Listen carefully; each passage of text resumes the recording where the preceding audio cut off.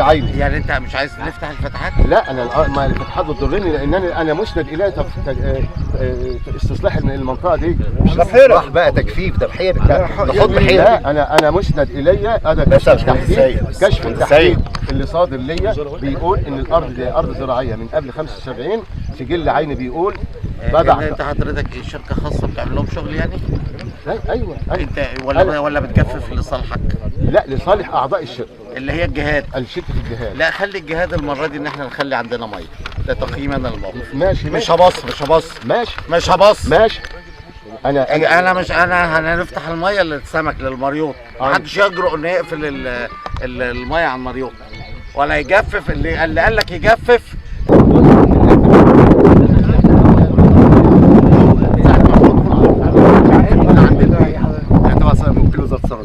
يعني في عند البيت نفتحها؟ في فتحات يا سيد بيه. يا باشا حاضر. بعد يعني مثلا نتكلم، انا مدير شركه يقول لك في فتحه اللي صادر لها مقفوله الترخيص. يا استنى بس، ده اتفتح حسين بيه في فتحه مقفوله؟ كان فيهم مقطع ورا ومقفل. طب وبعدين نفتحها؟ هنفتحها يا فندم. امتى؟ دلوقتي. كلم دلوقتي الشركه، كلم الحفار يجي يفتحها دلوقتي.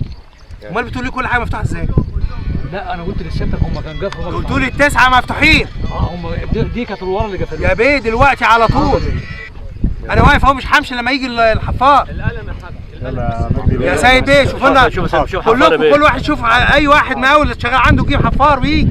وعملوا لنا محضر ان احنا فتحنا. يا بيه انا هفتح لك كل هشيل لك الجسر كله لو عايز. الله يخليك مع الوزير. احنا جايين عشان كده، انا لغيت ترخيص امبارح وجاي عشان كده. لو عايز اشيل لك الجسر كله هشيل. ماشي؟ ايه؟ انا بقول لك لو عايز اشيل الجسر كله الاعضاء والبشر اللي عايشين هي معروض اللي احنا لقيناها. 500 ولا ملايين الناس؟ ملايين الناس. 500 برضه استصلاح تبع هيئه الاصلاح. ايوه طب يا باشا انتوا عليكم فلوس لوزاره الزراعه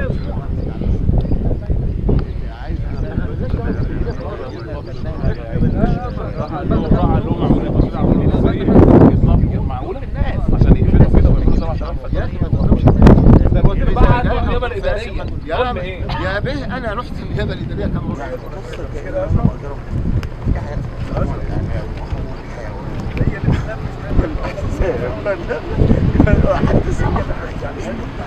منظومه متكامله.